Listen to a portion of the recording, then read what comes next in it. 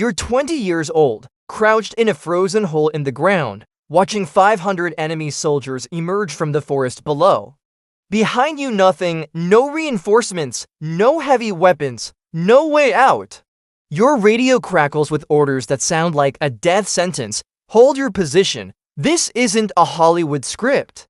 This is the true story of what happened on a forgotten ridge in Belgium, where 18 American soldiers faced impossible odds and changed the course of World War II's largest battle. What they accomplished in the next 7 hours defied every principle of military mathematics, and almost nobody knows their names. First Lieutenant Lyall Buc crouched in that frozen foxhole on Lanzerath Ridge at 5:30 in the morning on December 16, 1944. Through the morning darkness, he watched the column of German paratroopers materializing from the tree line, 500 men in field gray uniforms, moving with the confidence of elite troops who expected no serious resistance. Buc was 3 months into combat, 20 years old. The kind of age where most young men are worrying about college exams or weekend plans. Instead, he commanded an 18-man intelligence and reconnaissance platoon that had just become the only thing standing between the German 9th Fallschirmjäger Regiment and an open road to Allied headquarters. The odds were already terrible. What made them impossible was what Buc knew about the bigger picture. Those 500 paratroopers weren't the main threat. They were just the advance guard clearing the way for the First SS Panzer Division waiting behind them. 4,800 men, 600 vehicles, over 100 tanks. The entire armored spearhead of Germany's last desperate offensive in the West, poised to punch through American lines and drive toward the port of Antwerp. And the only obstacle in their path was Buc's tiny platoon, holding a 5-kilometer gap that should have been defended by an entire battalion. The morning had started 90 minutes earlier with a sound like the world ending. 1,600 German artillery pieces opened fire simultaneously across an 80-kilometer front. The earth shook. The sky lit up with muzzle flashes, trees exploded. The frozen ground erupted in geysers of dirt and shrapnel. But here's what makes Buc's situation uniquely desperate. The 99th Infantry Division had only arrived in the Ardennes 1 month earlier. These weren't hardened veterans. Most had never seen serious combat. During their first week in December, the division had lost 47 men during limited patrol operations. Battalion commanders knew their inexperienced troops would be slaughtered if the Germans launched a major attack. And now that attack had arrived with the force of an avalanche. The German High Command had studied American forces carefully. Their intelligence assessments were brutal and dismissive. American soldiers, they concluded, were soft, cowardly, unwilling to fight without overwhelming air support or armor superiority. The Wehrmacht expected to punch through this sector in under 2 hours and reach the Meuse River by nightfall. They had excellent reasons for confidence. The Ardennes sector was considered a quiet zone, a place where exhausted units went to rest and green divisions got their first taste of the front line without much danger. The American forces were spread impossibly thin. The 99th Infantry Division's defensive line stretched so far that massive gaps existed between units. Buc's reconnaissance platoon had been ordered to plug one of those gaps. A temporary measure until proper forces could be assigned. Except now there were no proper forces available. Every American unit along the entire front was fighting for survival. Through his binoculars, Buc assessed the German formation advancing toward his position. 500 men, professional paratroopers, Fallschirmjäger. These weren't conscripts or second-rate troops. The German airborne forces had earned a fearsome reputation in Crete, Italy, and Normandy. They were trained for exactly this kind of operation: rapid assault, overwhelming force, breakthrough tactics. Buc looked at his own defenses and did the math that every soldier dreads. His platoon carried standard infantry weapons. M1 Garand rifles, excellent weapons, semi-automatic, accurate, reliable. Each man had 80 rounds in clips and bandoliers. 1 Browning automatic rifle per squad, the bar, firing. 30 caliber rounds had 550 rounds per minute from 20-round magazines. 1M1919.30 caliber machine gun. Against 500 attacking paratroopers, these weapons would be like throwing stones at a tank.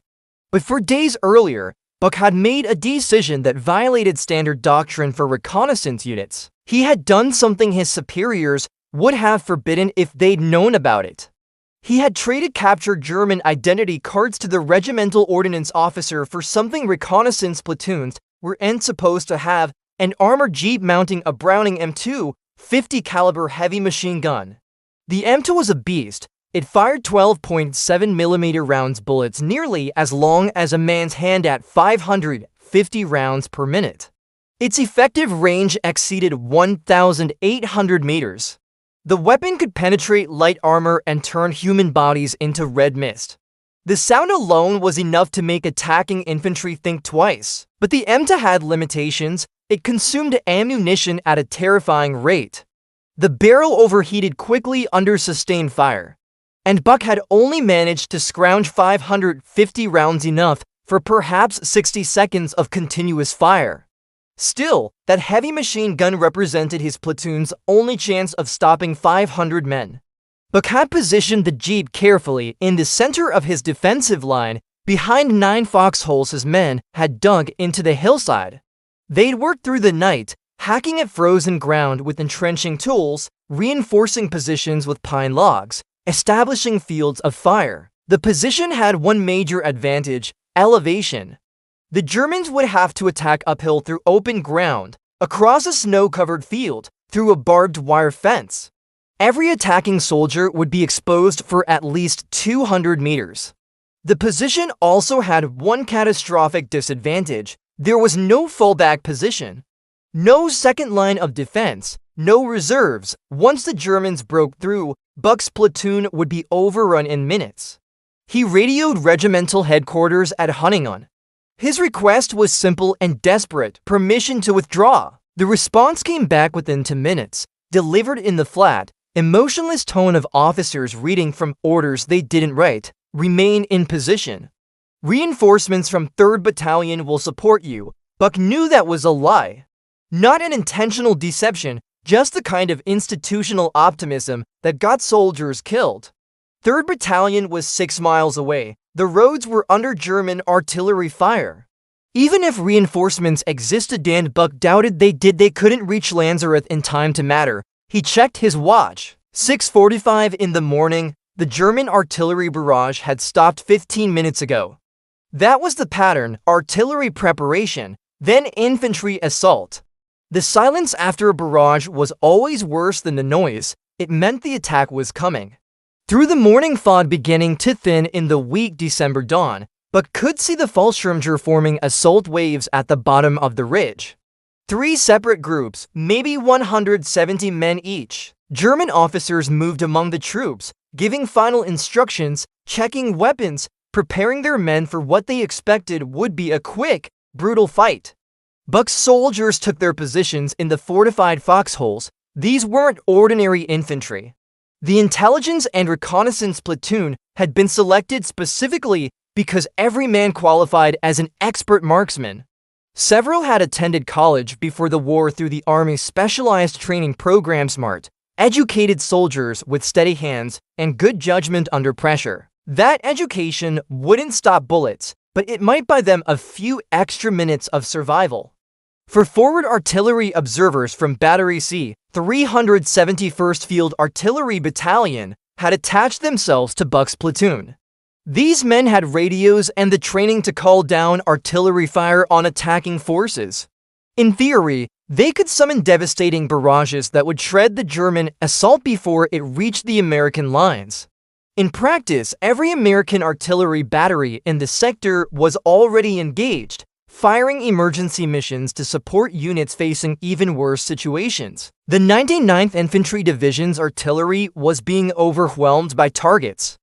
Buc's platoon would be a low priority, a tiny position defended by a handful of men, not worth diverting precious shells. The barbed wire fence crossing the snow-covered field below would slow the German advance. Maybe determined soldiers with wire cutters could breach it in seconds. And Fallschirmjäger were nothing if not determined. but gave the order that would define the next 7 hours. Hold fire until they reach 75 yards. 75 yards. Close enough to guarantee every shot would count. Far enough to give his men a few seconds of sustained fire before the Germans reached hand-to-hand combat range. The sun crept above the horizon. Pale winter light illuminated the frozen battlefield. The temperature hovered around 20 degrees Fahrenheit. The kind of cold that made fingers stiff and rifle bolts sluggish. The kind of cold that could kill as efficiently as bullets if the fight lasted long enough. At 7 o'clock in the morning on December 16, 1944, the lead elements of the 9th Fallschirmjäger Regiment began advancing up the hill toward Lanzerath Ridge. 500 German paratroopers against 18 American soldiers and 1 jeep-mounted machine gun.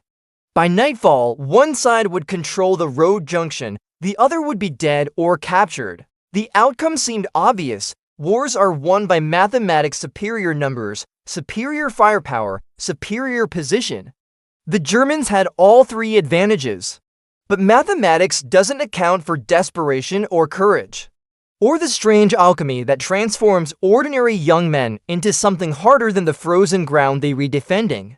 What happened next would become one of the most remarkable small unit actions in American military history. A battle so unlikely, so one-sided, so seemingly doomed that when it was over, nobody would believe how long Buc's platoon had held out. Approximately 170 men per column, maintaining loose formation through knee-deep snow. Their tactics were professional spacing between soldiers to minimize casualties from machine gun fire, platoon leaders positioned to control the advance, squad automatic weapons ready to suppress defensive positions. They moved with the confidence of men who had done this before. Crete, Italy, Normandy. These weren't second-line troops. They were survivors, veterans of campaigns where German airborne forces had faced determined enemies and prevailed through skill and aggression. The lead wave reached the barbed wire fence at exactly 75 yards from Buc's foxholes. Fire, the Browning M2 spoke first. The sound of a .50 caliber machine gun is unlike anything else in warfare. Not the sharp crack of rifles or the stuttering bark of lighter machine guns. The M2 produces a deep, rhythmic pounding, a mechanical heartbeat that announces death with every beat. The gunner had spent the previous night studying the terrain, memorizing distances, pre-registering his fields of fire. When he pressed the trigger, every round went exactly where he intended. The .50 caliber bullets traveled at 2,840 feet per second. Each projectile carried enough kinetic energy to punch through brick walls, penetrate engine blocks, tear limbs from bodies. The first burst killed 11 paratroopers in the lead squad. They didn't fall gracefully like soldiers in movies. They were simply torn apart, bodies disintegrating under impacts that delivered more force than a sledgehammer blow. The survivors dove for cover behind the barbed wire fence, suddenly understanding that this wasn't going to be the easy fight their officers had promised. Buc's riflemen opened fire simultaneously. Here is what made the intelligence and reconnaissance platoon different from ordinary infantry. These men didn't fire in volleys. They aimed. Each soldier selected an individual target, controlled his breathing, squeezed the trigger with the same deliberate care a hunter uses on a deer at 300 yards. The M1 Garand was a superb rifle for this kind of work. Semi-automatic, gas-operated, capable of delivering 8 accurate rounds as fast as a trained marksman could acquire targets. The Germans had spent the entire war envious of American semi-automatic rifles. Their own Mauser Car 9 8K bolt-action rifles required manual cycling between shots, a fatal disadvantage when facing soldiers who could fire as quickly as they could aim. And Buc's men could aim. The Germans attempting to cut through the barbed wire became priority targets. Wire cutters required 2 hands and several seconds of concentration, seconds where a soldier couldn't shoot back, couldn't take cover, couldn't do anything except pray the American riflemen were lousy shots. They weren't. Bodies began accumulating along the fence line. The snow turned red in spreading patches. The German advance, so confident 5 minutes earlier, simply stopped. The first assault wave pulled back after 8 minutes of sustained fire, but counted 23 bodies lying in the snow between the fence and the tree line. 23 men dead or too badly wounded to move. Nearly 15% casualties in the opening minutes of contact. The German battalion commander had expected minimal resistance. Intelligence assessments indicated this sector was held by reconnaissance elements, small, lightly armed units whose job was to observe and report, not fight sustained defensive actions. Instead, the 9th Fallschirmjäger Regiment had encountered precision rifle fire and heavy machine gun support from fortified positions. This wasn't a screening force, this was something else. The German officers regrouped their forces at the bottom of the ridge, shouting orders, reorganizing squads, preparing for a second attempt. Their tactical doctrine emphasized overwhelming force at the point of contact. One failed assault meant nothing, they would simply try again with better coordination. At 7:45, the second German assault wave began advancing up the hill. This time, the paratroopers employed different tactics. They learned from the first attack's failure. Forward squads moved through the snow to establish firing positions, providing covering fire with rifles and squad automatic weapons. Assault teams attempted to flank the American position through the woods on both sides of the ridge. The Germans were adapting, that was bad news for Buc's defenders. He shifted his to Browning automatic rifle teams to cover the flanks. The bar was an awkward weapon, too heavy to be a rifle, too light to be a true machine gun, but in close quarters forest combat, it provided devastating firepower. The problem was magazine capacity, 20 rounds. At 550 rounds per minute, that meant each magazine emptied in barely 2 seconds of sustained fire. The bar gunners would need to make every burst count. The M2 continued hammering away at targets in the open field. The gunner had switched to shorter bursts, now 3 to 5 round bursts every few seconds instead of long, sustained strings of fire. This technique conserved ammunition and managed barrel temperature, but it also meant the psychological impact was different.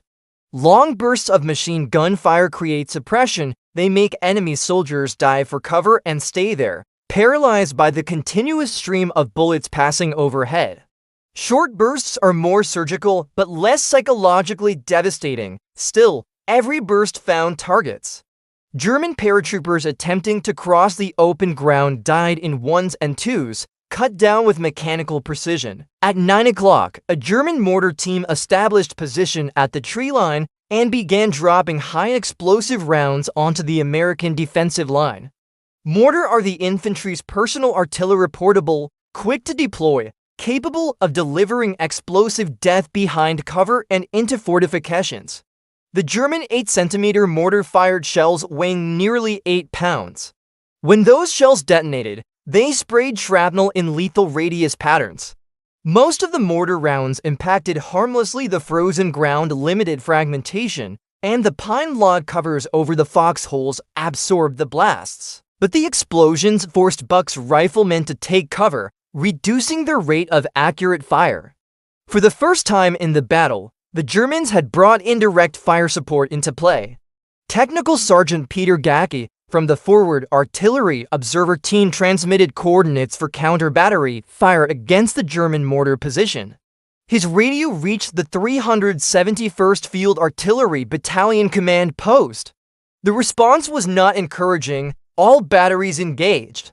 Unable to support your position at this time, translation, you're on your own. The German assault on the eastern flank penetrated to within 40 yards before the bar team stopped it.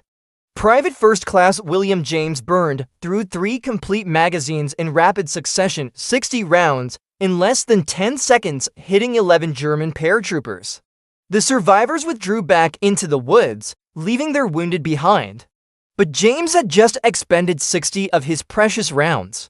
He had maybe 140 left. At this rate, he'd be out of ammunition before noon. In the open field, the main assault wave had stalled again at the barbed wire fence. The M2 maintained its methodical suppressive fire burst, pause, each 3-round group finding a target. The German officers were learning a terrible lesson. Courage and determination meant nothing against interlocking fields of fire from fortified positions. The second assault wave withdrew at 9:17 after 62 minutes of continuous combat, but counted 41 enemy casualties visible in the snow. The actual German losses were certainly higher. Wounded men had been dragged back during the assault. Dead soldiers had fallen in the woods where Buc couldn't see them. The 9th Fallschirmjäger Regiment had now attacked twice and failed both times. That should have been impossible. 500 elite paratroopers against 18 defenders should have resulted in a breakthrough within minutes. But warfare isn't just about numbers, it's about terrain, firepower, training, and luck. Buc's platoon had the advantage of elevation and fortification. They had the M2 50 caliber machine gun. They had expert marksmen with semi-automatic rifles. And they had desperation, the knowledge that retreat meant death, so they might as well fight. Still, the mathematics were inexorable. Buc conducted an ammunition count at 9:30. The numbers were grim. His men had fired approximately 900 rounds of rifle ammunition in the first two assaults. Each soldier had started with 80 rounds. That meant most men were down to their last 30 or 40 rounds. Some had less. The AMTA had fired through 420 of its initial 550 rounds. Only 130 rounds remained, enough for perhaps 15 seconds of sustained fire or 3 minutes of carefully rationed bursts. Buc radioed regimental headquarters again. He reported his ammunition status and requested immediate resupply. The response made clear what he already knew: no supply convoy could reach Lanzerath while German forces controlled the roads. His platoon would need to fight with what they had. The order remained unchanged: hold position. Do not withdraw. Through his binoculars, Buc watched German officers gathering at the bottom of the ridge, organizing their troops for a third assault. He could see their gestures, their aggressive body language. They were angry now, frustrated. The easy fight they expected had turned into a grinding attritional battle against an enemy who refused to break. And that made the next assault even more dangerous. Angry soldiers fight harder, they take more risks. They push through suppressive fire that would stop calmer men. The third German assault would be the worst yet. But here's what Buc understood that his enemy did end. Every minute his platoon held this ridge was the minute the First SS Panzer Division could advance. Every casualty inflicted on the 9th Fallschirmjäger Regiment was a soldier who would be clearing roads for German armor. Every hour of delay cascaded through the entire German offensive plan. Holding wasn't just about survival, it was about breaking the timetable of Hitler's last gamble. The third German assault began at 10:41 with a new level of coordination that made the previous attacks look almost tentative by comparison. The 9th Fallschirmjäger Regiment had learned. They'd studied the American defensive position during the 37-minute pause. They'd identified the machine gun position. They'd marked the foxholes. They'd analyzed the fields of fire. Now they were going to use that knowledge. Approximately 350 men advanced simultaneously from 3 directions of frontal assault across the open field, combined with flanking maneuvers through the dense woods on both sides of the ridge. German tactical doctrine called this technique sharpening concentration of overwhelming force at the decisive point. This wasn't a probing attack. This was a deliberate, coordinated assault by professional soldiers executing textbook infantry tactics. Buc watched the German formation develop and knew his ammunition situation had become critical. He couldn't defend 3 directions simultaneously without burning through his remaining rounds in minutes. He made a command decision that probably saved his platoon. He positioned his bar teams to engage only the flanking squads in the woods. The riflemen in the foxholes would handle the frontal assault, and the M2 would do what it had been doing all morning: deliver precise, economical bursts into the main German force. The key word was economical. The gunner had instructions to fire only 3-round bursts, with 4 seconds between each burst. This reduced the rate of fire from 550 rounds per minute to approximately 120, but it dramatically extended the ammunition supply and allowed the barrel to cool between bursts.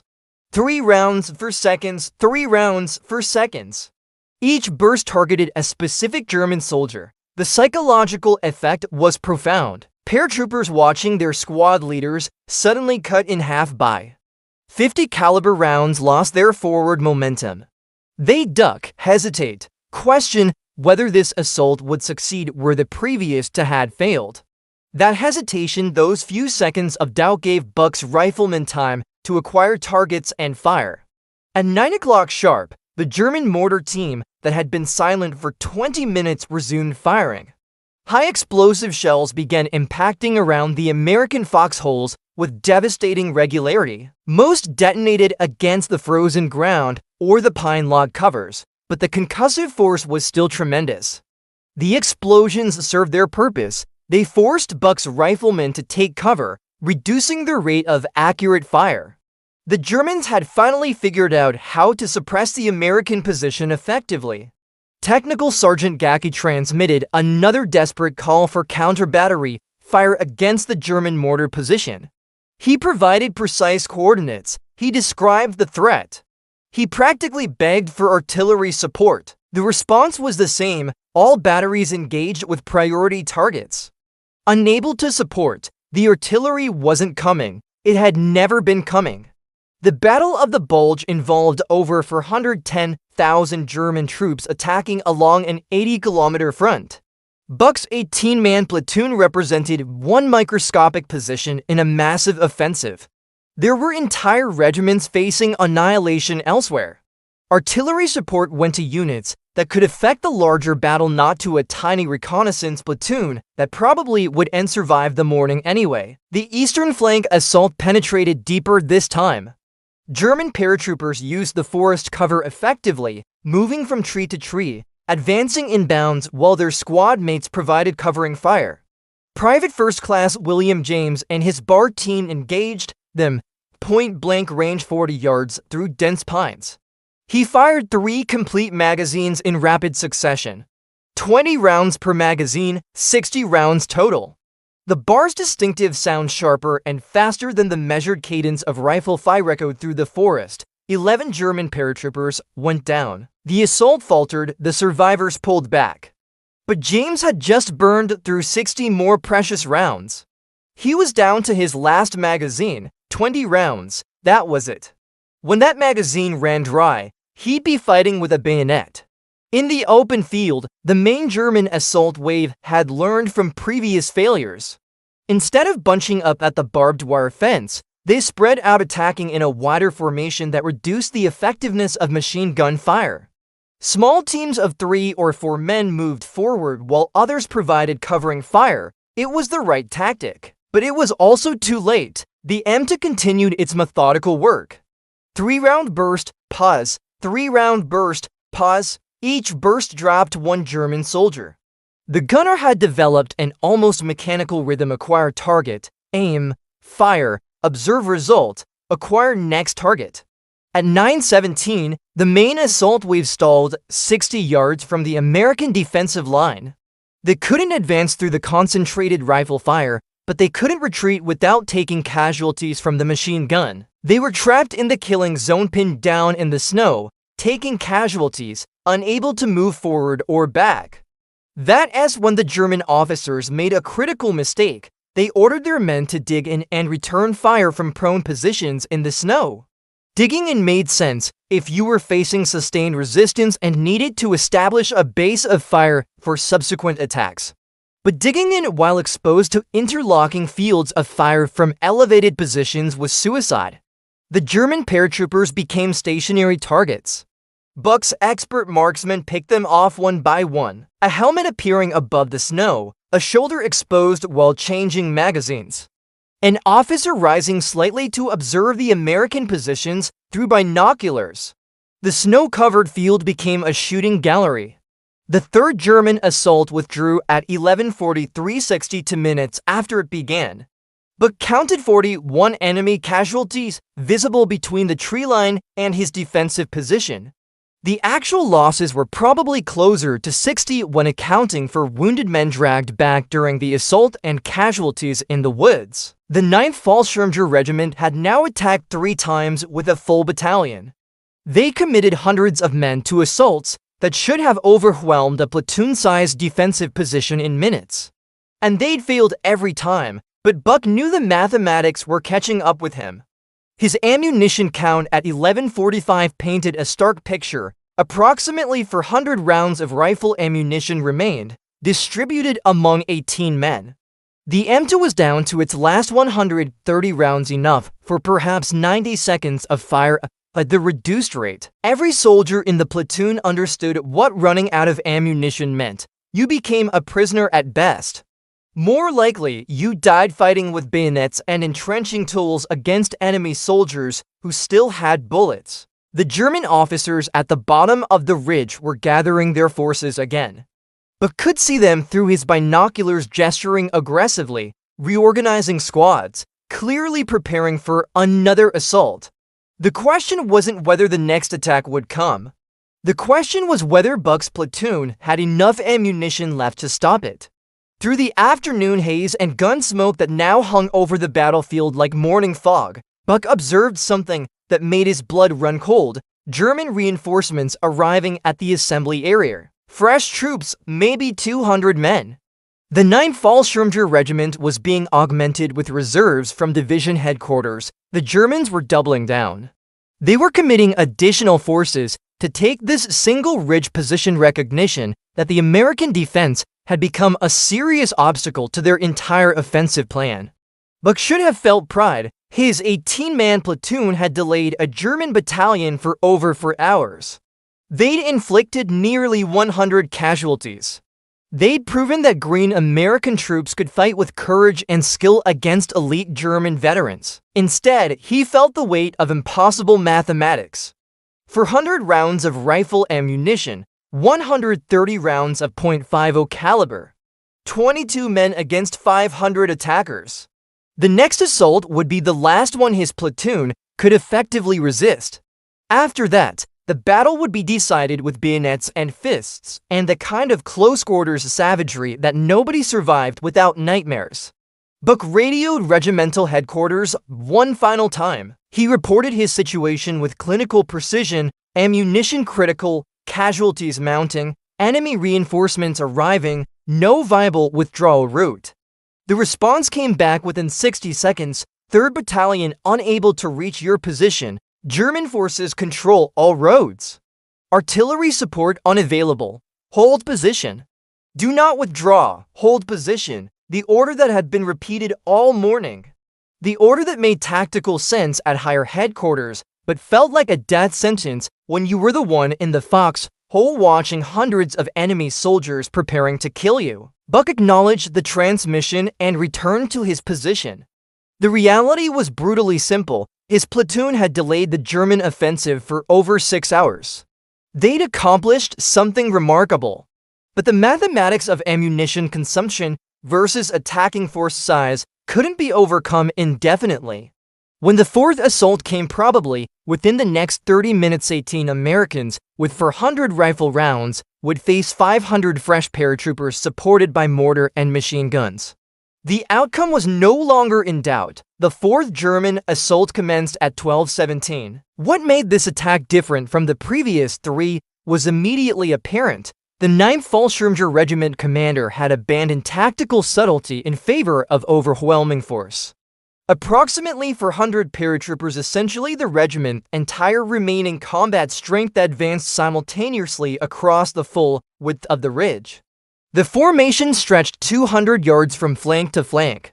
Soldiers maintained 10-yard intervals between positions. This was swarping taken to its logical extreme: mass every available soldier, accept heavy casualties, but break through by sheer weight of numbers.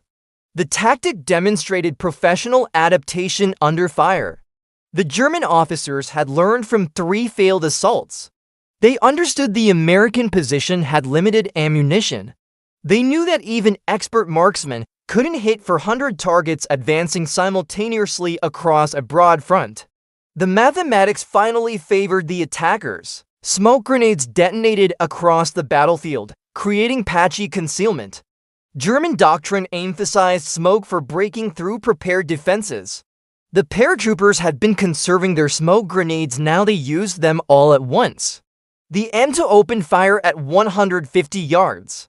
The gunner followed his established pattern, 3-round bursts, for seconds between bursts, prioritized targets on the flanks to compress the German formation toward the center where rifle fire could be most effective. The 50 caliber rounds punched through the smoke, copper-jacketed death traveling at nearly 3,000 feet per second. Paratroopers who thought smoke provided concealment learned otherwise. They died without seeing what killed them, but the barrel temperature had become critical. After 4 hours of sustained combat, even carefully rationed bursts had pushed the weapon to its thermal limits. The gunner reported decreasing accuracy. The bullets were still lethal, but dispersion had increased.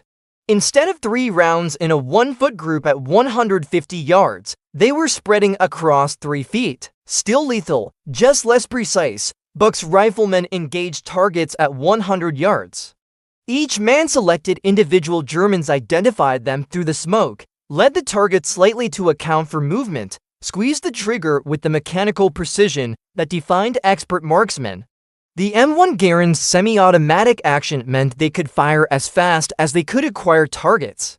No bolt to cycle, no manual reload after every shot. Just aim, fire, fire until the 8-round clip pinged out and you slammed in a fresh one. 16 Americans firing M1 Garands in semi-automatic mode could deliver approximately 120 accurate rounds per minute against targets in open terrain. That's 1 round every half second, distributed across 16 rifles. Under normal circumstances, 120 rounds per minute would shred an attacking infantry formation. But these weren't normal circumstances. For 100 Germans advancing simultaneously across a 200-yard front meant the riflemen had more targets than they could possibly engage. For every German soldier shot, 3 more kept advancing. The mathematical advantage had finally shifted to the attackers. The German formation reached the barbed wire fence at 12:29. Paratroopers carrying wire cutters moved forward under covering fire from MG-40 to teams positioned at the tree line. The MG-42 Hitler's buzzsaw fired at 1,200 rounds per minute. The sound was distinctive and terrifying, a high-pitched, ripping noise that sounded like tearing canvas amplified 1,000 times. The weapon's rate of fire was so high that individual shots blurred into a continuous roar. German machine gunners raked the American foxholes with sustained bursts, forcing Buc's riflemen to take cover. For the first time in the battle, the defenders couldn't maintain continuous fire. They had to duck, survive the machine gun bursts, then pop back up and shoot before the next burst arrived. And while the MG-42s suppressed the American line, wire-cutting teams breached the fence. 3 separate teams cut passages through the wire. The assault wave surged through the gaps. At 12:32, the M2 fired its final belt of ammunition. The psychological impact was immediate and profound. For 4 hours, that 50 caliber machine gun had been the backbone of the American defense. Its deep, rhythmic pounding had announced to every German soldier that advancing meant death. The weapon had become a symbol, proof that the Americans had heavy firepower, that they couldn't be easily overrun, that this position was more than just a speed bump. When the M2 went silent, that psychological anchor disappeared. German paratroopers, who had spent hours ducking 50 caliber fire, recognized the change instantly. Their rate of advance accelerated. Officers shouted encouragement. Squad leaders urged their men forward. The Americans increased their rifle fire rate to compensate, but without the M2's suppressive effect, the German assault gained unstoppable momentum. Buc gave the order every infantry commander dreads: fix bayonets. The 17-inch steel blades clicked onto rifle muzzles. The sound was quiet but definitive, the sound of men preparing for hand-to-hand combat, the sound of a defensive position about to be overrun. The German assault penetrated to within 50 yards. Individual paratroopers were now clearly visible through the thinning smoke. Young men, most in their 20s, carrying stick grenades and MP-40 submachine guns. Professional soldiers executing the final phase of assault doctrine, close with the enemy and destroy him at point-blank range. Some foxholes began reporting empty rifles. Private First Class Robert Lambert fired his last clip at 12:38. He reached for his ammunition bandolier and found it empty. The leather pouch that had held 80 rounds 6 hours earlier now contained nothing but empty brass casings. Around the defensive perimeter, other soldiers reported similar situations. The platoon had expended approximately 1,200 rounds of rifle ammunition during 6 hours of sustained combat. What remained, maybe 200 rounds distributed across 18 men, wouldn't sustain defensive fire for more than 3 minutes. Some soldiers had 5 rounds left, others had 15. None had enough ammunition to stop what was coming. Technical Sergeant Gacke made one final, desperate attempt to reach American artillery support. He transmitted coordinates for fire missions against the German assembly areas and the MG-40 to positions. His voice carried the edge of a man who knew he was probably sending his last radio transmission.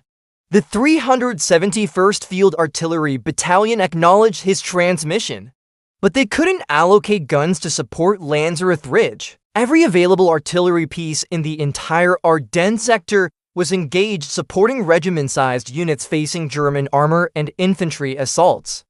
Even a platoon that had fought brilliantly simply didn't rate in the calculus of division-level operations.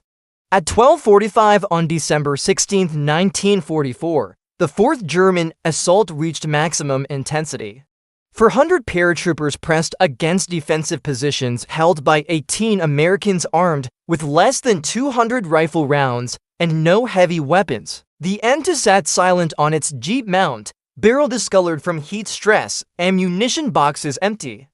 Buc knew his platoon could resist for perhaps 10 more minutes before ammunition ran out completely.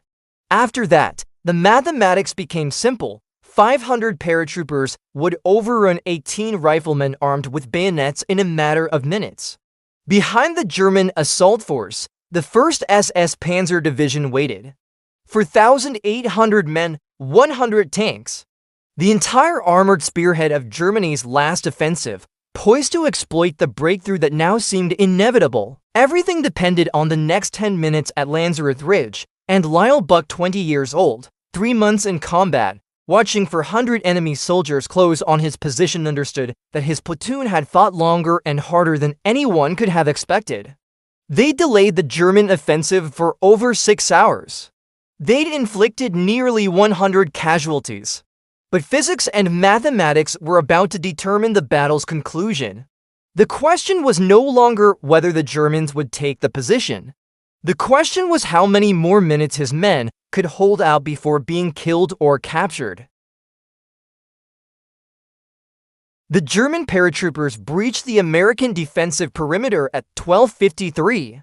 A squad of 12 Fallschirmjäger penetrated between two foxholes on the eastern flank, the positions where ammunition had run out first.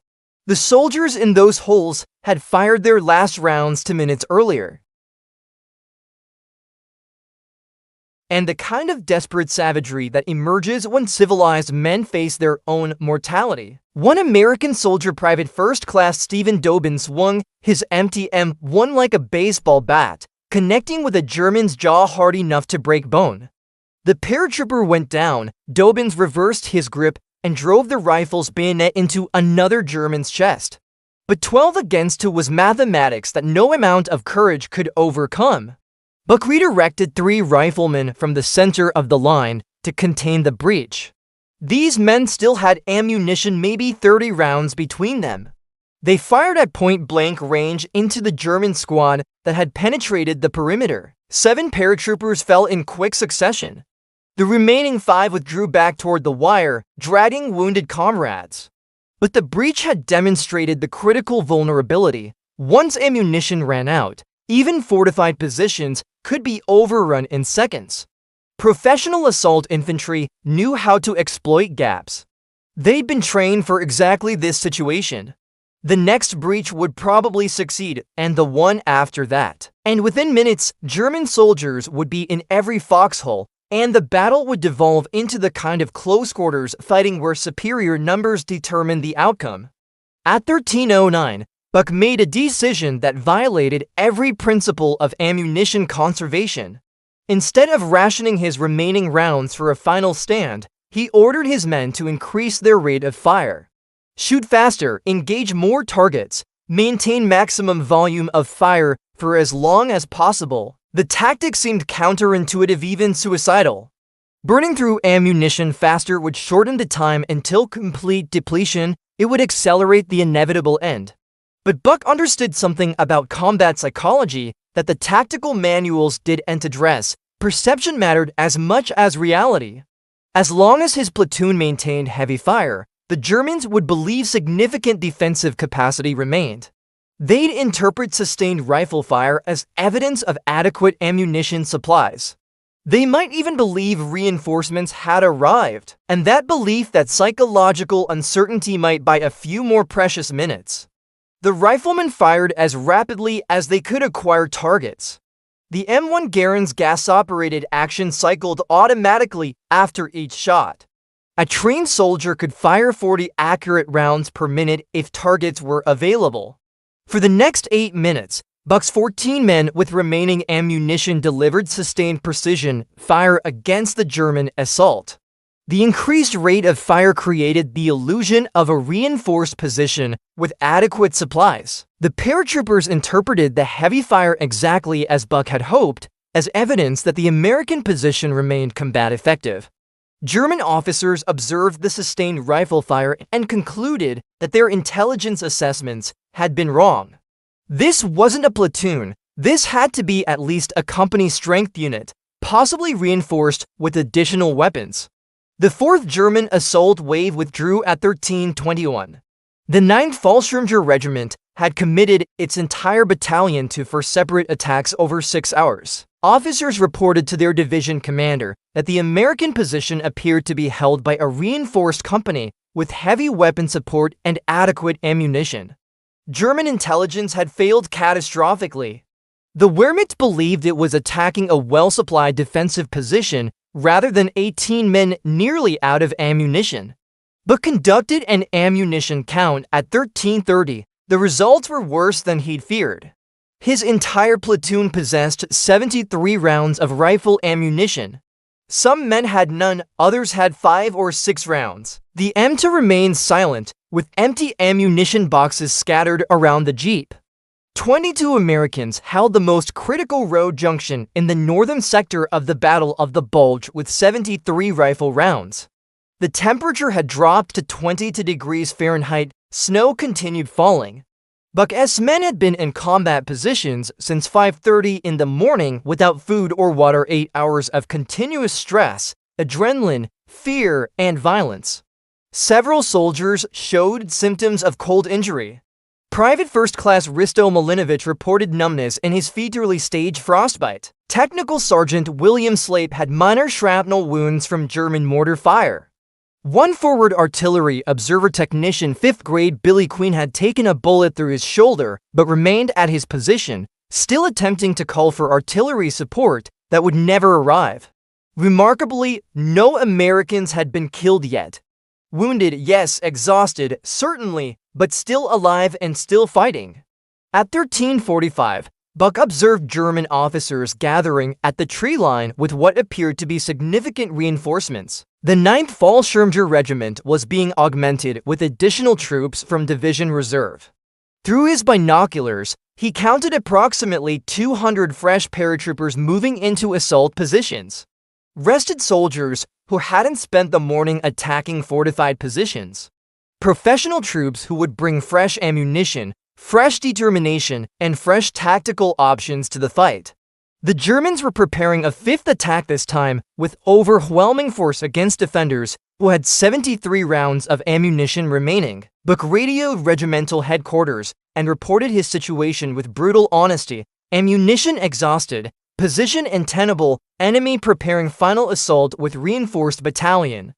The response came back within 60 seconds. 3rd Battalion cannot reach Lanzerath. German forces control all roads. Artillery support unavailable.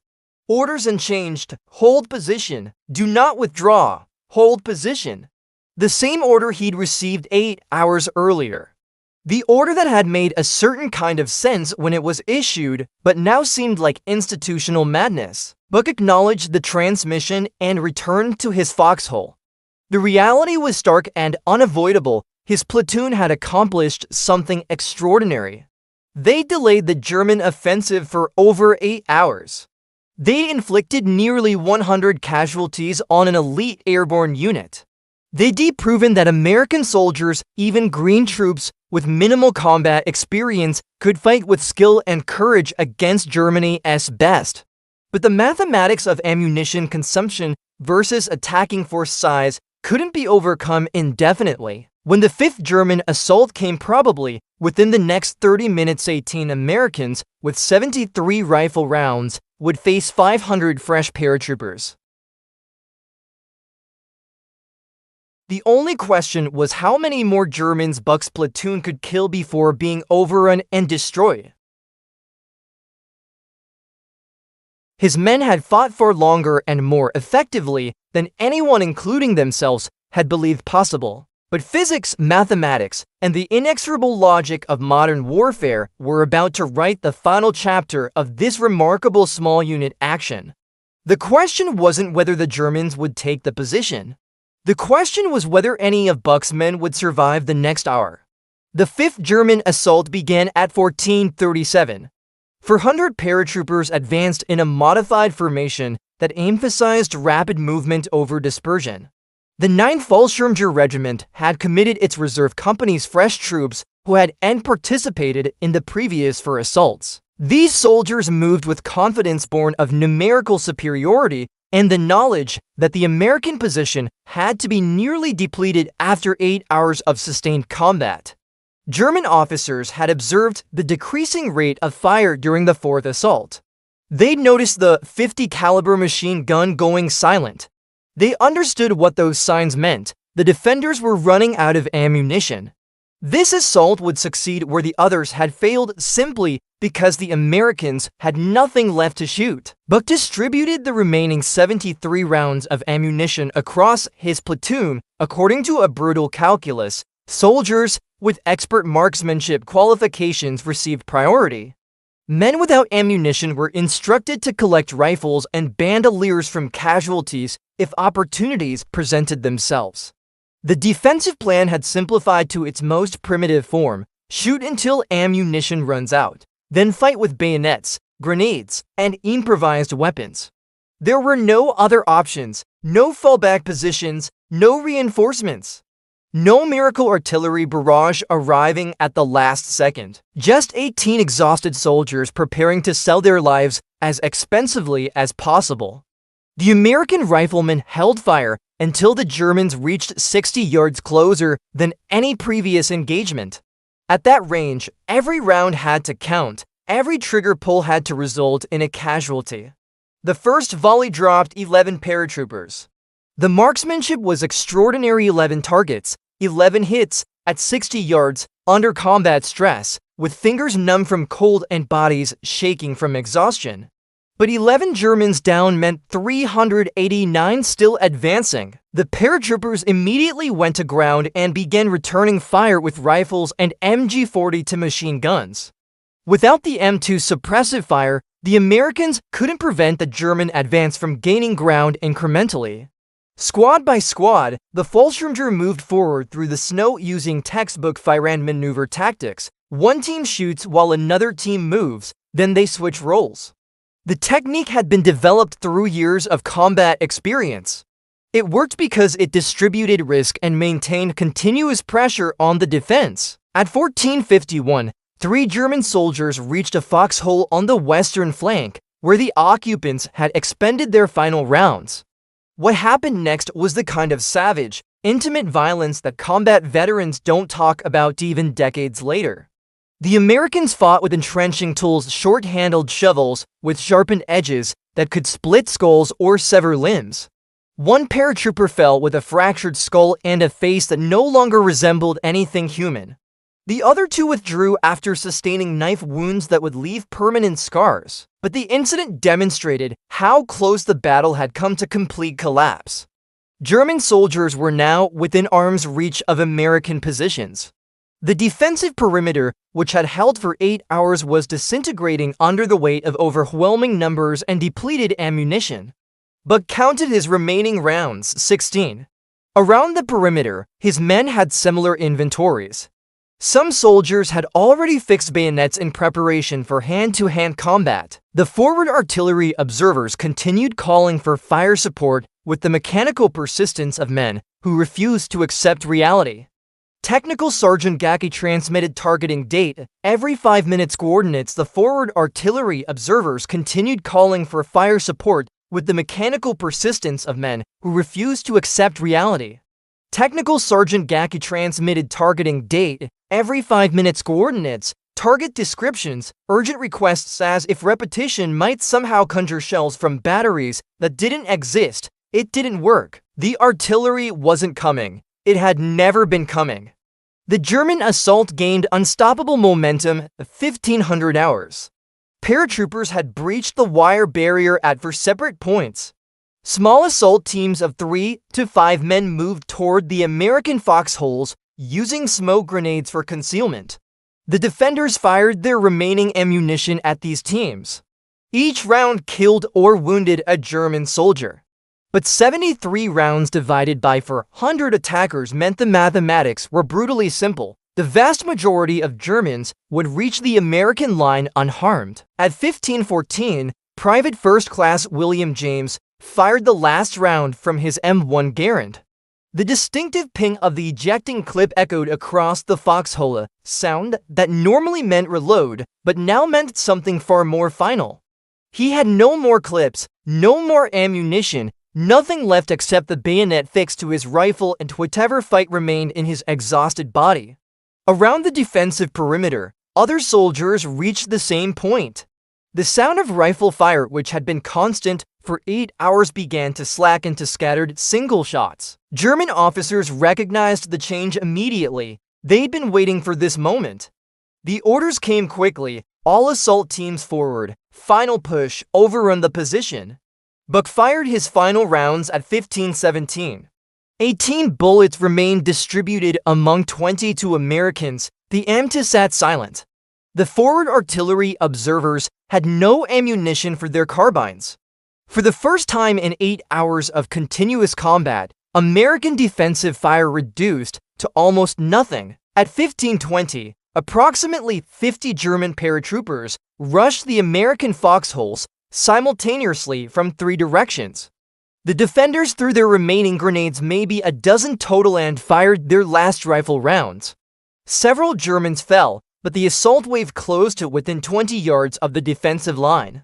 But could see individual faces now, young men in their 20s. Professional soldiers executing assault doctrine against a position they'd been ordered to take 8 hours earlier. Some looked angry, others looked scared, most just looked determined men doing a job they'd been trained to do. The Americans prepared for the final stand, bayonets fixed, grenades armed. Entrenching tools ready, short-handled shovels that doubled as weapons when ammunition ran out. Every man understood what the next 2 minutes would bring. The Wehrmacht didn't have a reputation for mercy toward units that inflicted heavy casualties. 92 German paratroopers had been killed or wounded attacking this ridge. The survivors wouldn't be inclined toward taking prisoners. At 15:23 on December 16, 1944, the Battle of Lanzerath Ridge reached its climax. 50 German assault troops closed on 18 American defenders who had no ammunition remaining. The 8-hour fight that had delayed the entire northern wing of the Battle of the Bulge was seconds away from ending in hand-to-hand combat on a frozen hillside in Belgium. The German paratroopers overran the first American foxhole of 15:26. 3 Fallschirmjäger jumped into the position where 2 soldiers had expended all ammunition. What followed lasted 8 seconds, an eternity of violence compressed into moments that would replay in nightmares for decades. One German fell with a bayonet wound through the chest, driven so deep the blade lodged between ribs. The 2 Americans sustained knife injury slashes across forearms, a puncture wound in a shoulder, but continued fighting with the desperate ferocity of cornered animals. A German officer pulled one of them from the foxhole at gunpoint. The Wehrmacht had finally breached the defensive perimeter after 8 hours of sustained assault. Additional German troops poured through the breach. Within seconds, paratroopers were moving between foxholes, suppressing positions with submachine gun fire, preparing to systematically clear the American line. Buc made the hardest decision of his life. He ordered his men to cease fire and surrender. The order felt like failure, like betrayal. Like everything they'd fought for had been meaningless. But continuing resistance without ammunition would result in the deaths of soldiers who had already accomplished far more than anyone could have expected. They'd held for 8 hours. They'd inflicted nearly 100 casualties. They'd delayed the main German armored thrust by an entire day. They'd done their job. Now it was time to survive. At 15:32, 18 Americans from the intelligence and reconnaissance platoon and for forward artillery observers raised their hands above their foxholes.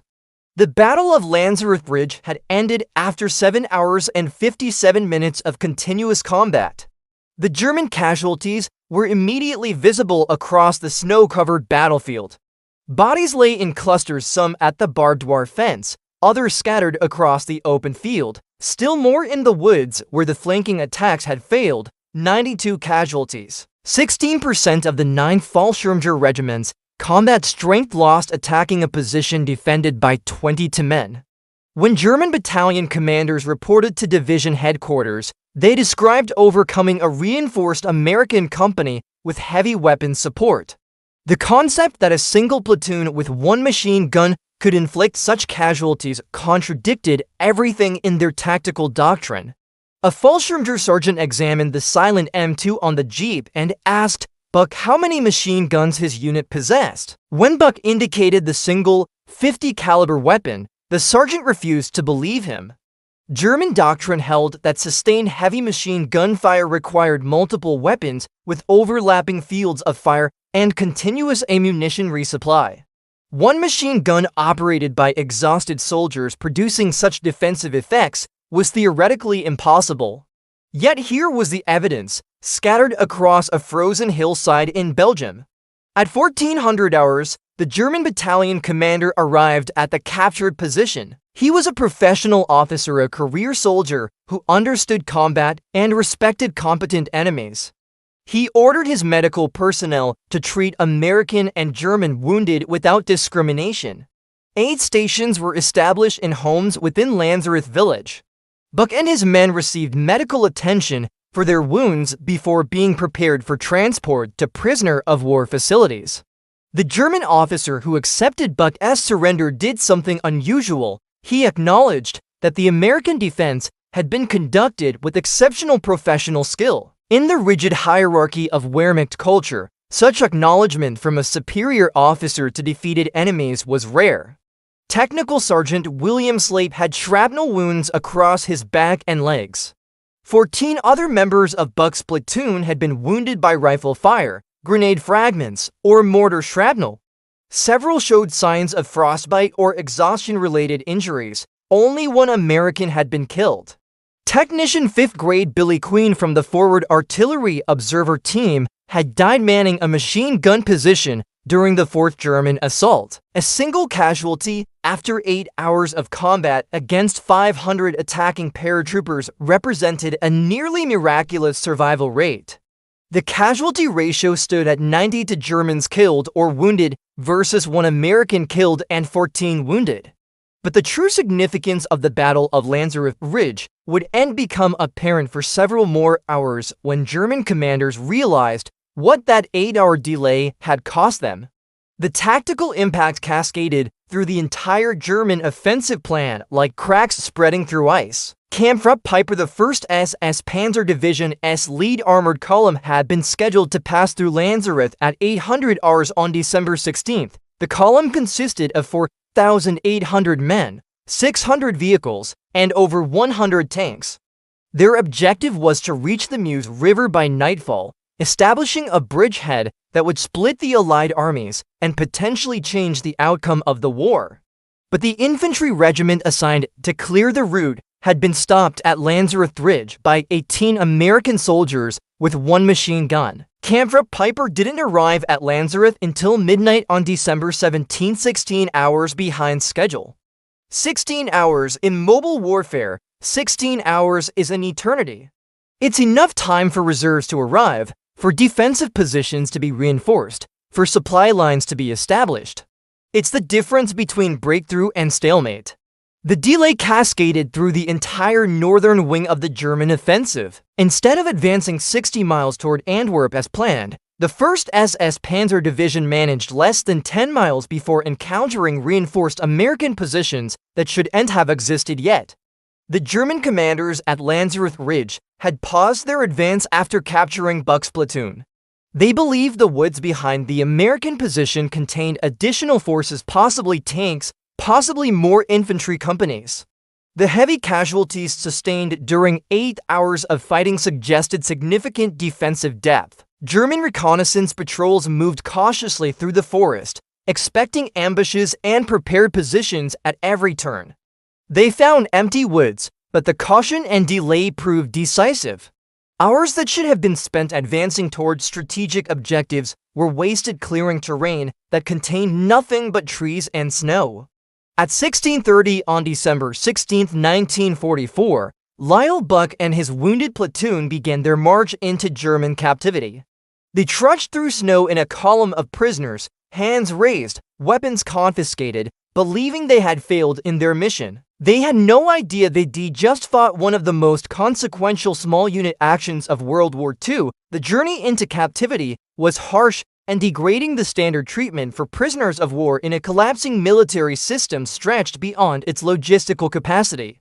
2 days after the battle, German soldiers loaded Buc and his platoon into boxcars at a rail depot near the German border. 72 American prisoners were jammed into a single cattle car designed for 40 men. No food, no water, no medical attention for the wounded. The train traveled east into Germany through a landscape of ruins. Allied bombing had devastated rail infrastructure. The journey that should have taken hours stretched into days as the train diverted around destroyed tracks and bombed-out stations. Temperatures inside the boxcar dropped below freezing at night. Men huddled together for warmth, but it wasn't enough. By Christmas Day, 9 days after the battle, 7 men in Buc's car had died from wounds, exposure, or dehydration. Their bodies were removed at a switching yard and buried in unmarked graves. Nobody recorded their names, nobody notified their families. They simply disappeared into the chaos of a dying Reich's prison system. The survivors were distributed among prisoner of war camps at Nuremberg, Hammelburg, and Moosburg. Conditions deteriorated as the Wehrmacht collapsed during early 1945. Food rations decreased to thin soup once per day, barely enough calories to sustain life, let alone recovery from wounds or illness.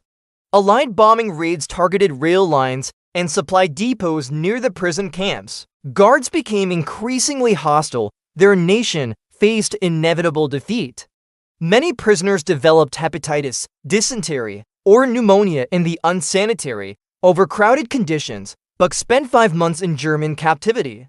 When American forces liberated the camps in April 1945, he weighed 112 pounds, down from 165 pounds on December 16th. His body had consumed itself to survive. The soldiers from the intelligence and reconnaissance platoon returned to the United States believing they had failed at Lanzerath, but considered the wounding of 14 men and the capture of his entire unit a complete tactical failure. He didn't know that his platoon had delayed the First SS Panzer Division by 16 hours. He didn't know that the northern wing of the Battle of the Bulge had fallen critically behind schedule because of their stand. He simply knew he'd been captured after his ammunition ran out.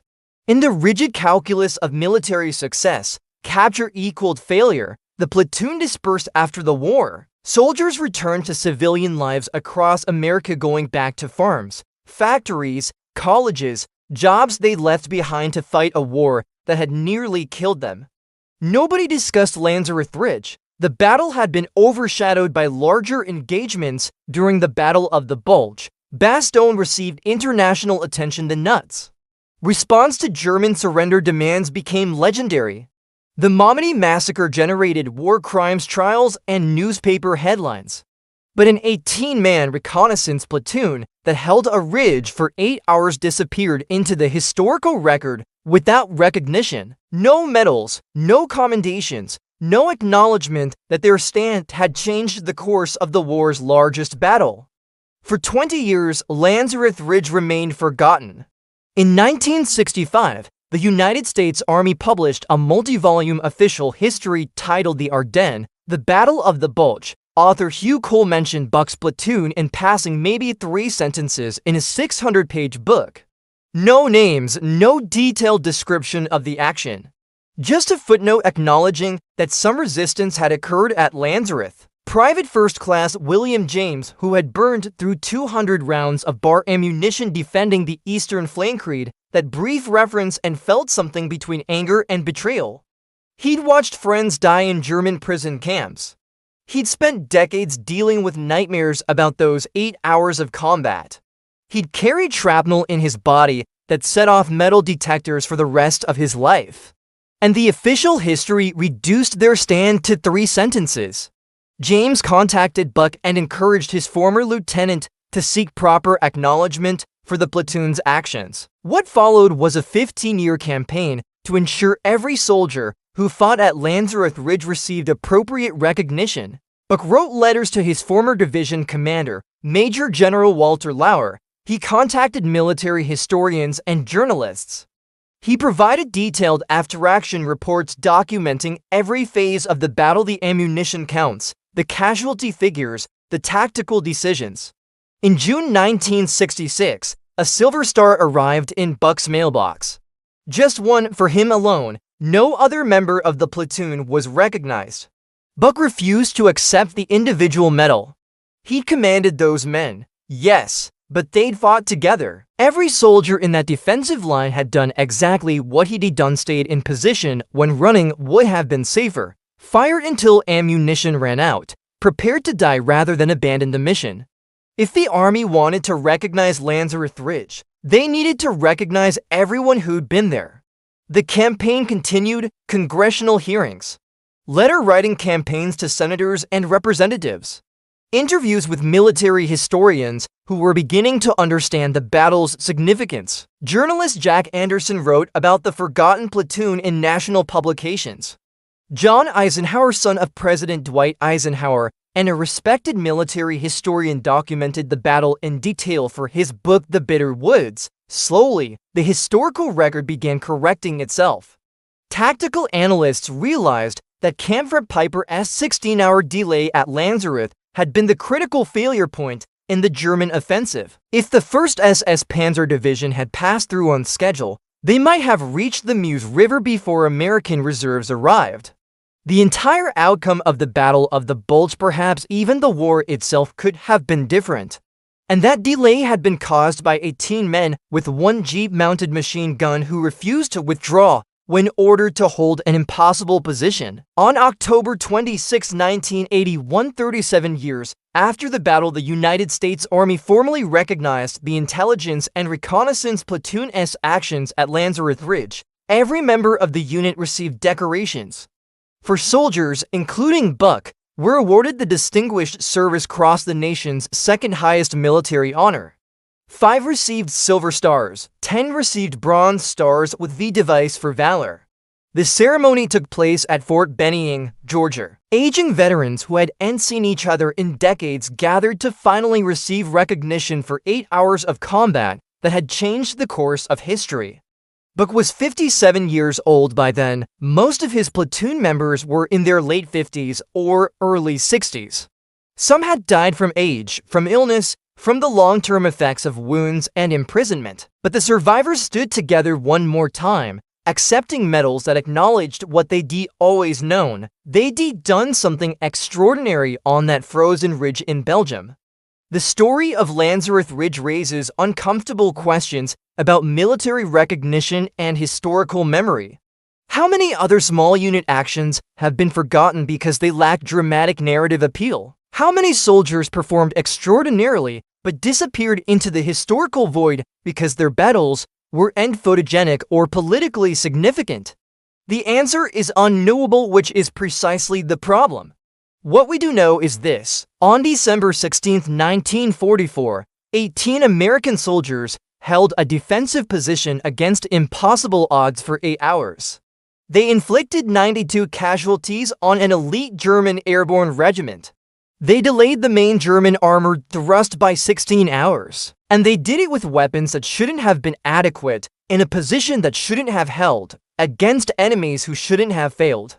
Mathematics said they'd be overrun in minutes. Training doctrine said reconnaissance units should withdraw when facing overwhelming force. Common sense said fighting to the last round against 500 attackers was suicide. But Lyall Buc and his platoon didn't follow mathematics, doctrine, or common sense. They followed orders to hold position, and in doing so, they proved that courage and skill can sometimes overcome numerical superiority, at least for 8 hours on a frozen December morning in Belgium. The veterans who gathered at Fort Benning in 1981 didn't talk much about heroism or glory. Combat veterans rarely do. They talked about being cold, being scared, being certain they'd die before sunset. They talked about the sound of the M2 finally going silent, about counting the last few rounds of ammunition, about watching Germans get closer with every assault until individual faces became recognizable. They talked about Billy Queen, the only man who didn't come home, and wondered whether he'd understood, in those final seconds, that his death would mean something. Most of all, they talked about luck, the luck of having elevation and fortification. The luck of Buc trading for that machine gun for days before the battle. The luck of the Germans pausing between assaults instead of pressing the attack.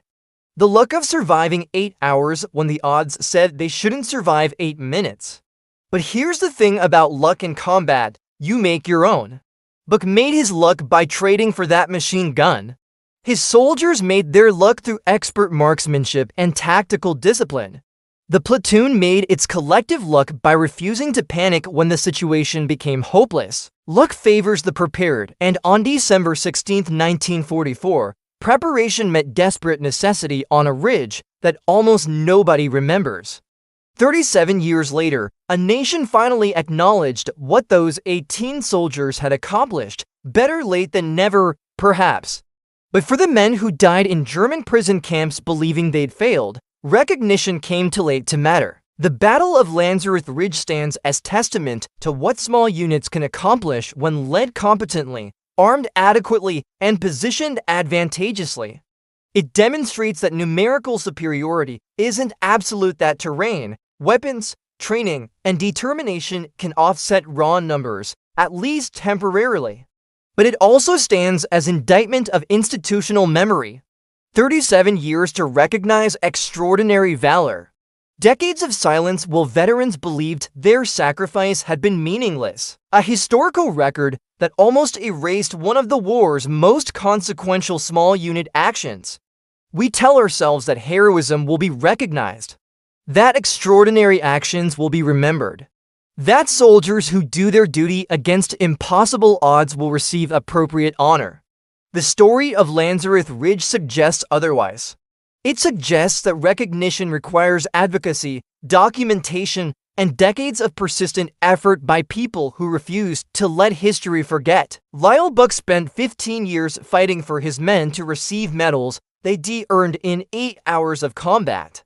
That discrepancy, 15 years of bureaucracy versus 8 hours of battle, tells you everything you need to know about military recognition systems. The medals finally arrived in 1981. Most of the recipients were nearing retirement age. Some had already died. All had spent decades believing their stand at Lanzerath meant nothing. They were wrong. Their 8 hours changed the war. But they died without knowing it, victims of a system that forgot to tell them. On a frozen ridge in Belgium, 18 soldiers held a position they shouldn't have held, with weapons that shouldn't have been enough, against enemies who shouldn't have failed. They held for 8 hours, They delayed an entire Panzer Division. They helped ensure the Battle of the Bulge ended in Allied victory rather than German breakthrough. And for 37 years, almost nobody knew their names. Now you do. Remember them.